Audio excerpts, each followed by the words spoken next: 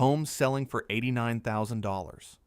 Not a trailer, not a ruin, a house with a yard in a real neighborhood with real neighbors. I know what you're thinking. That's not real. That can't be real. That's exactly what they want you to think. Because if you knew where these places were, half of you would be packing a U-Haul this weekend. 9 states. That's all that's left. 9 states where a working class income, and I mean your income, can still get you into a home on a 30-year mortgage without selling a kidney. This window is closing fast. And after this video, you'll know exactly where to look. Let me tell you why this video exists. The national median home price just crossed $420,000. The national median household income across the entire country is around $78,000 a year. Now, every mortgage lender uses a simple back-of-the-napkin test. Your home price should be no more than about 3 to 4 times your annual income. Beyond that, lenders start rejecting you or qualifying you for so little it doesn't matter. $78,000 times 4? That's $312,000. The average home in America now costs $108,000 more than that. That means the average American can no longer qualify, on paper, for the average American home. Sit with that for a second. But here's what the headlines aren't telling you. That average is dragged up by California, by New York, by Colorado, and Washington, and Massachusetts. Strip those out, and there are still places, real places, livable places, where that ratio works. Where a $55,000 income can get you into a home worth $160,000 to $200,000, and a bank will actually say yes. I'm not talking about ghost towns. I'm not talking about places where the last business closed in 1987 and the streetlights don't work. I'm talking about places with jobs, with hospitals, with dollar stores and diners and high school football on Friday nights. Tonight, we're counting down 9 of them. From number 9 down to the single best state in America right now for working class homeownership. Each one is going to surprise you. At least one of them will make you seriously reconsider where you live. Stay until the end. Number 1 is the one that even real estate investors don't talk about out loud. Let's get into it. We've got a Rust Belt state making a shocking comeback. A southern state that keeps getting overlooked because of its reputation. And that reputation is costing you money. A plain state so affordable it almost doesn't feel legal. And a number 1 that has quietly become the best kept secret in American real estate. Starting with number 9, right now. Number 9, Indiana. I know, Indiana. Before you click away, hear me out. Because Indiana has a trick up its sleeve that most people completely miss. The state median home price in Indiana hovers around $230,000. That's already low compared to the national average. But that's not the number that matters. The real number. Step outside Indianapolis, and you're looking at median home prices in cities like Muncie, Anderson, and Richmond that land between $110,000 and $160,000. Indiana's median household income sits around $65,000. Run the ratio. $65,000 times 4, $260,000 in these secondary cities. But you're buying under that threshold by $100,000 or more. Here's what nobody tells you about Indiana. It has one of the lowest property tax effective rates in the Midwest, and it has the homestead deduction, a state program that literally reduces your assessed property value if it's your primary residence. They're paying you to buy a house and live in it. But there's a catch. And there's always a catch. Indiana's economy is deeply tied to manufacturing, especially auto manufacturing. The same forces reshaping the auto industry are reshaping Indiana's job market. EV transition, automation, plant closures. So when I say Indiana is a window, I mean it's a window, not a door that'll be wide open forever. The affordability is real right now. Whether the job market supports it in 5 years, that's the open question. Still, if you're a remote worker, a retiree, or someone with a portable income, Indiana might be the most underrated state in the continental US right now. Indiana is number 9 because it qualifies, but comes with asterisks. Number 8 has no asterisks, just numbers that don't make sense until you see them. Iowa, the state that has been quietly defying every housing crisis trend for 20 years. While California was imploding and New York was pricing out teachers and firefighters, Iowa just kept being Iowa. Steady, affordable, and completely off the radar of every coastal media outlet that covers housing. Here's the Iowa math. Median household income, approximately $67,000. Median home price, approximately $205,000. Ratio, just over 3-to-1. That is a first-time buyer's dream ratio. A mortgage lender's approval letter waiting to happen.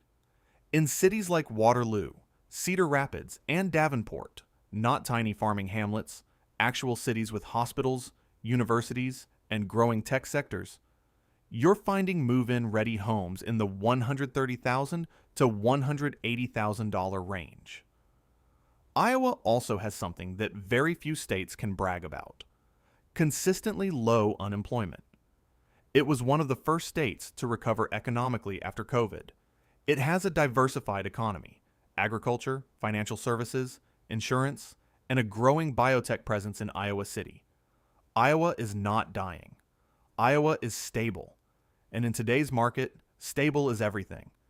But here's what made me put Iowa at number 8 instead of higher. The winters are brutal. And I don't mean grab a heavier jacket brutal. I mean your pipes freeze, your heating bill triples, and you can't feel your face for 4 months. Brutal. For retirees especially, Iowa's winters are a genuine deal breaker for many. The affordability is real. The lifestyle adjustment is also real. If you can handle January in Iowa, you can afford a house in Iowa. That's the deal. Number 8, Iowa holds the line. But number 7 is going to catch you completely off guard, because it's a state with a reputation so bad that the reputation itself has kept home prices low. And that reputation mostly isn't true anymore. Number 7, Mississippi. Go ahead, make the joke. I'll wait.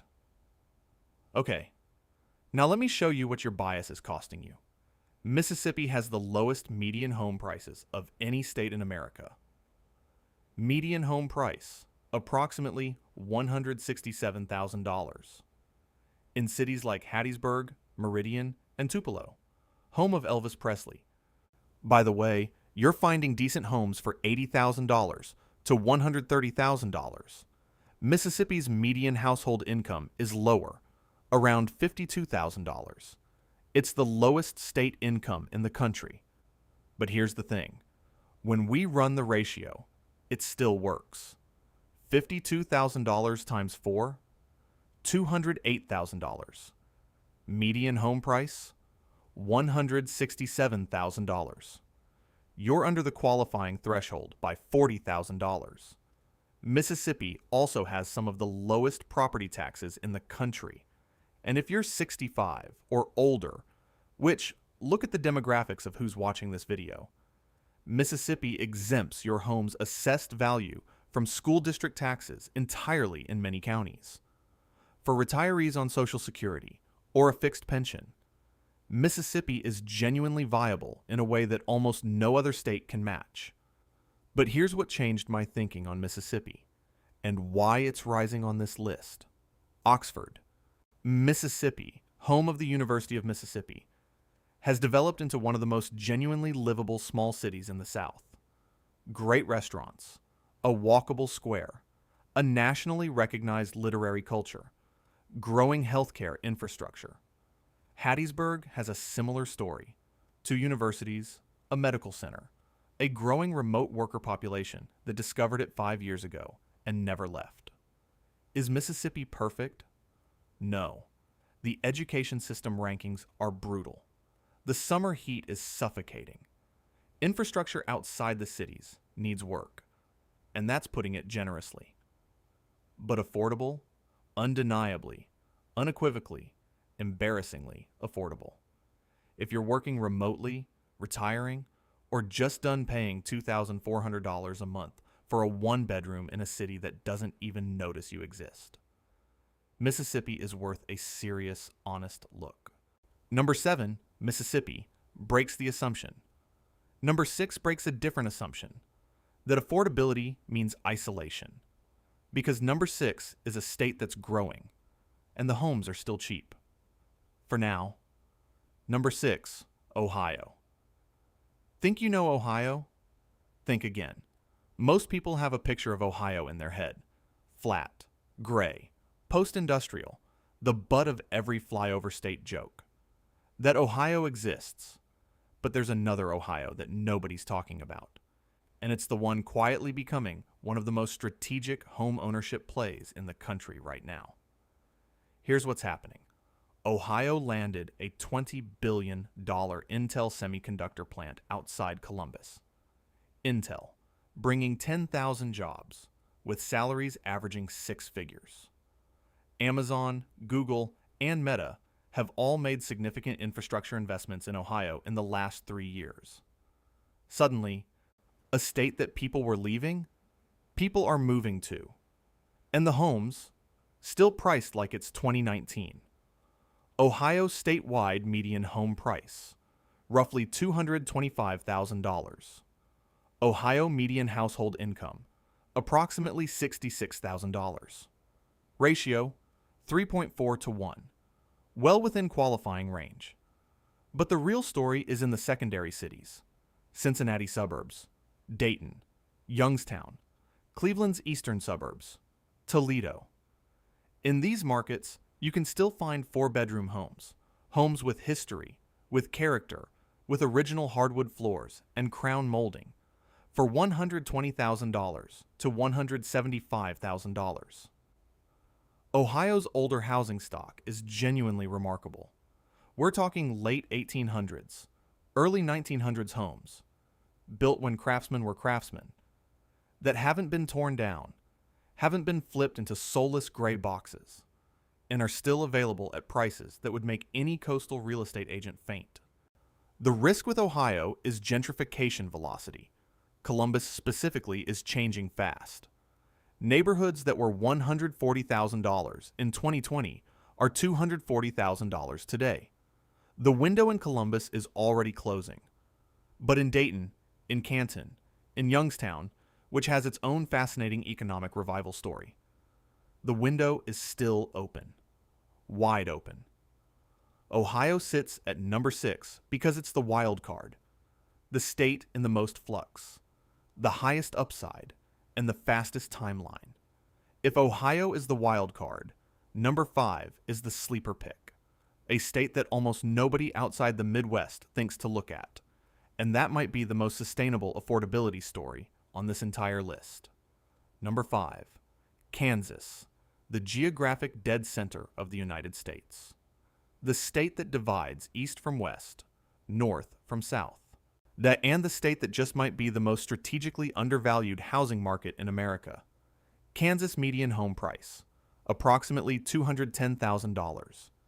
Kansas median household income, approximately $66,000. Ratio, 3.2 to 1, one of the best pure ratios on this list. In Wichita, the largest city in Kansas, a real city with a regional airport, a growing healthcare sector, a major aerospace industry. Median homes run around $175,000. In Salina, Hutchinson, and Emporia, $100,000 to $150,000 for a full-sized single-family home. Here's the part about Kansas that most people don't know. Kansas has one of the most robust aerospace industries in the country, outside of Washington and California. Cessna, Beechcraft, Spirit Aero Systems, all headquartered or major operations in Kansas. The state calls itself the air capital of the world. It's not just a marketing slogan. That means skilled, well-paying manufacturing and engineering jobs, not the low-wage service economy that often comes with affordable states. There's also a Kansas quirk that most people don't know about. The state has homestead property tax refund programs for lower-income residents, which includes many retirees on fixed incomes. If your household income falls below certain thresholds, Kansas will actually refund a portion of your property taxes. Think about that. You buy a house. The state sends you money back. Now, Kansas sits in the middle of Tornado Alley. I'm not going to pretend that away. Tornado insurance is real, and it adds to your cost of ownership. And Kansas is hot and humid in summer, cold and flat in winter. It's not Sedona. It's not Savannah. But for the working class buyer, the remotely employed professional, or the retiree who wants a big house and a low mortgage payment and doesn't need an ocean, Kansas delivers. Number 5, the geographic heart of America, and one of the last honest real estate deals in it. Number 4 might be the most controversial pick on this list. It's a state with real problems, real challenges, and also undeniable, stubborn, almost defiant affordability. Number 4, West Virginia. I debated putting this state on the list at all, and then I dug into the numbers, and I couldn't leave it off. West Virginia has the second lowest median home prices in America, behind only Mississippi. Median home price, approximately $155,000. The median household income is around $54,000. Ratio? Under 3 to 1. That ratio is extraordinary. And that's what home prices looked like nationally 30 years ago. And West Virginia isn't just cheap. West Virginia is stunning. The Monongahela National Forest, the Greenbrier Valley, the New River Gorge, a national park, by the way, established in 2020, running through the middle of the state. If you want land, real land, multiple acres, a property with a view that would cost $3 million in Vermont, West Virginia will sell it to you for $150,000. But here's why West Virginia is number 4 and not higher. The challenges are real. The state has faced decades of economic decline tied to the coal industry. Population has been shrinking. Healthcare infrastructure outside of Charleston and Morgantown is genuinely sparse. And here's the complicated part. Broadband access in West Virginia's rural areas is still limited. But for a remote worker, that's not a minor inconvenience. That's a deal breaker. However, and this is important, West Virginia received significant federal infrastructure funding through the Infrastructure Investment and Jobs Act, specifically for rural broadband expansion. The state's broadband landscape is changing. Not overnight, but changing. Lewisburg, Shepherdstown, Harper's Ferry. These are small, livable, culturally rich towns.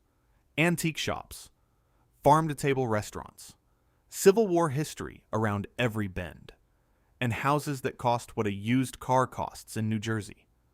There's a growing community of remote workers, artists, and retirees who figured out West Virginia 5 years ago and have been quietly buying up its most beautiful properties ever since. They are not advertising this. They have good reasons not to.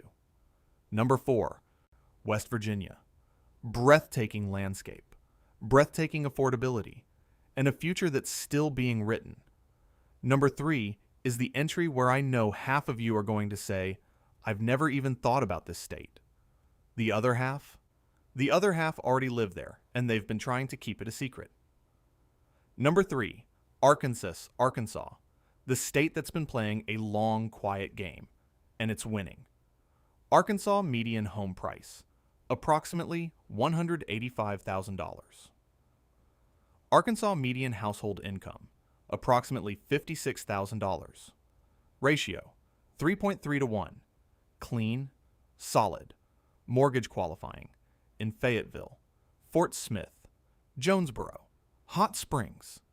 You're finding modern, comfortable, well-constructed homes in the $130,000 to $170,000 range. Here's what almost nobody outside of Arkansas knows. Northwest Arkansas has become one of the fastest growing and most economically dynamic metro areas in the entire South. Why? One word: Walmart. Walmart's global headquarters is in Bentonville, Arkansas. That means every major consumer goods company on the planet, Procter & Gamble, Unilever, Nike, you name it, has regional offices in Northwest Arkansas to be near their biggest customer.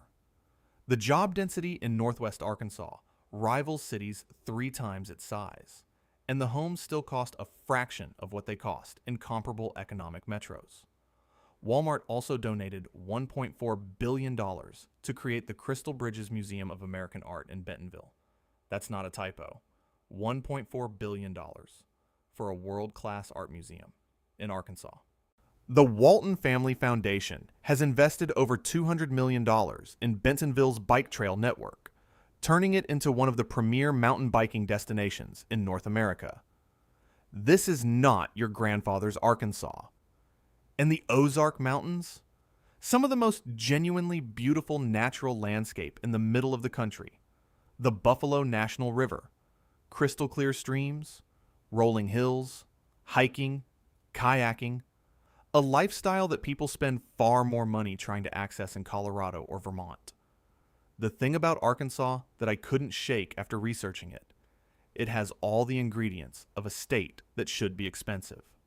Natural beauty, a growing economy, a cultural scene that punches above its weight.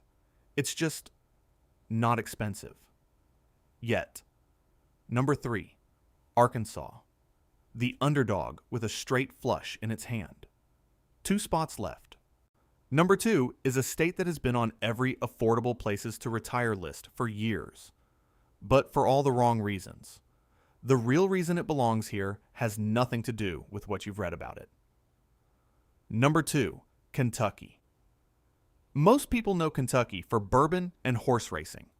Some people know it for the incredible natural beauty of the Red River Gorge or Mammoth Cave. Very few people know it for what it actually is. One of the most complete affordability stories in America. Kentucky median home price, approximately $200,000. Kentucky median household income, approximately $60,000. Ratio, 3.3 to 1. But again, that state average hides the real story.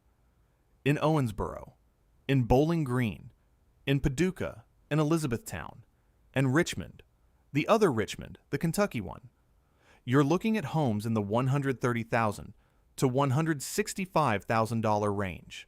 But Kentucky also has 2 things that most states on this list don't. First, a genuinely diverse economy. Manufacturing, logistics, healthcare, and a growing tech and bourbon tourism sector. Companies like Toyota, Humana, and Tempur Sealy are all headquartered or have major operations in Kentucky. Second, retirement income tax exemptions that are among the most generous in the country. Kentucky doesn't tax Social Security benefits. It exempts up to $31,110 of pension income. If you're a retiree, Kentucky is actively competing for you in a way that most states aren't. Here's the part about Kentucky that gets under my skin in the best possible way. Lexington. It's the 2nd largest city in the state. It has the University of Kentucky, a world-class hospital system, a thriving restaurant scene, and some of the most beautiful surrounding countryside in America. The median home price in Lexington Metro? Around $270,000. I know, that's higher than the state average. But for a mid-sized city with Lexington's quality of life, its job market, its infrastructure, compare it to Raleigh, Austin, Nashville, Denver. Cities with comparable livability scores, where the median is $450,000 to $700,000. Lexington looks like a typo. Kentucky sits at number 2 for one reason, and one reason only. It's not number 1. And the difference between number 2 And number one is real. Number one has everything Kentucky has. And one more thing, something that I think, when you hear it, is going to make you rethink your entire housing strategy. Let's get to it. Number one, Alabama. Before you laugh, before you roll your eyes, I need you to stay with me for just 2 more minutes. Because what's happening in Alabama right now is genuinely one of the most significant and overlooked economic stories in America. And the real estate window that it creates is one you might never see again in your lifetime. Alabama median home price, approximately $185,000. Alabama median household income, approximately $58,000. Ratio, 3.2 to 1. But those are the state averages. Let me give you the city numbers. Huntsville, Alabama. Median home price, $280,000. Birmingham, Alabama. Median home price, $225,000. Tuscaloosa, $205,000. Decatur, $165,000. Gadsden, $125,000. Here's the piece of information that changes everything, and that almost nobody outside of the defense and aerospace industries is talking about yet. Huntsville.